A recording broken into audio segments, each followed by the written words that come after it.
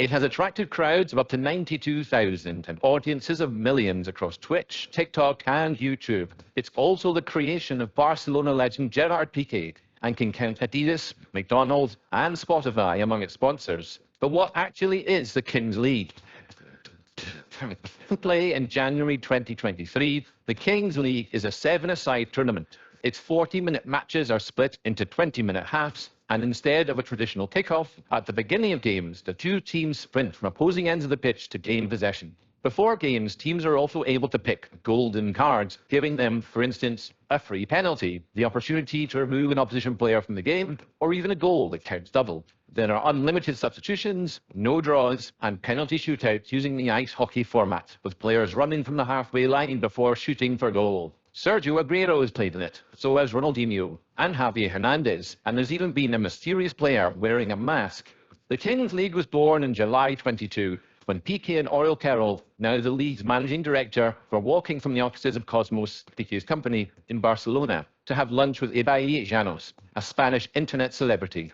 We were discussing the problems of traditional football, Carroll told The Athletic. 90 minutes has become a long time, and sometimes a match can end 0-0. We knew content creators. We also wanted to make more things happen, to take football and turn it into a real-life video game.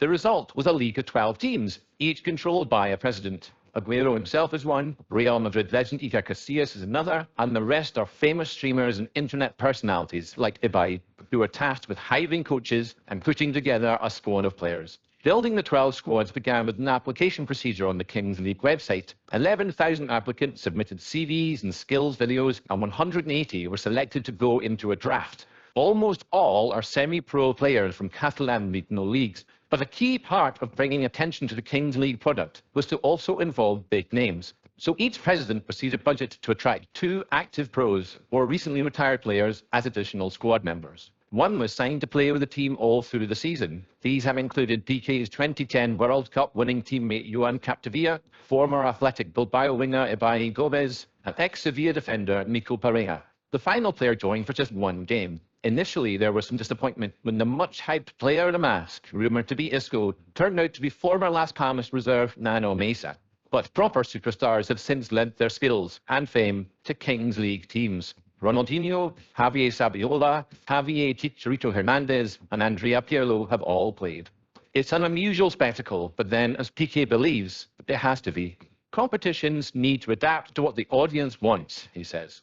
When building the competition, Cosmos found an abandoned sports complex close to Barcelona's port to refurbish. All the generated content would be free to access for anyone online. Cameras were put on referees and in dressing rooms, and everyone was mic'd up. Streamers were also given the rights to broadcast the games. The first round of Kings League games in January 2023 had almost 800,000 people watching across YouTube and Twitch, whether on the Kings League's own channels or the channels of the streamer presidents. The product is high drama. The more controversies and bust-ups, the better, with lots of arguments about VAR and refereeing decisions. There is a sense of professional wrestling to it, with Pique as the Catalan Vince McMahon.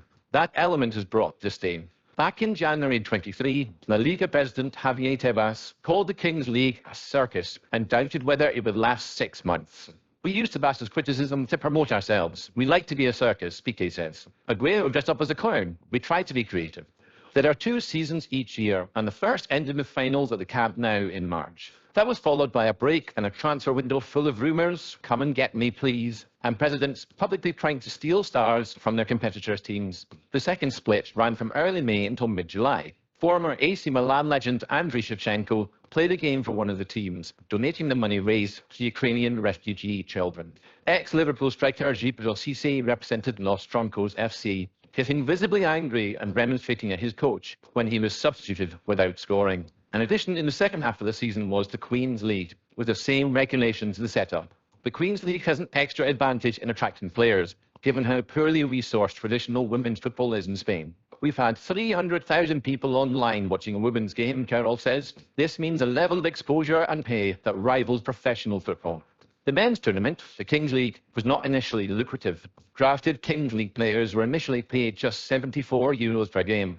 That quickly started to look very little as the competition's massive viewer numbers attracted big brand sponsors, including InfoJobs, Oysho, Cupra, McDonald's, Spotify, Adidas, Mahou, Xiaomi, Gatorade, Visa, and Nescafe. Encouragingly, growth for the second year will include player salaries in Kings and Queens of €2,500 to €7,500, but players will also have to sign exclusive contracts. Further developments have been announced. The Kings League Americas will start in January 2024 with a base in Mexico City and with teams all through Latin America.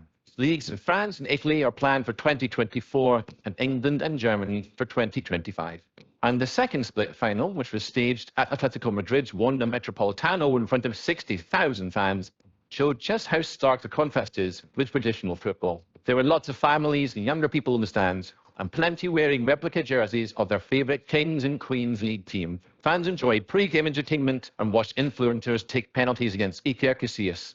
During games, pyrotechnics and fireworks marked goals, and spotlights danced around the pitch. Team presidents were also subbed on to take penalties, while high in the air, French tightrope walker Nathan Paulin entertained those watching below. No, traditional football it certainly is not.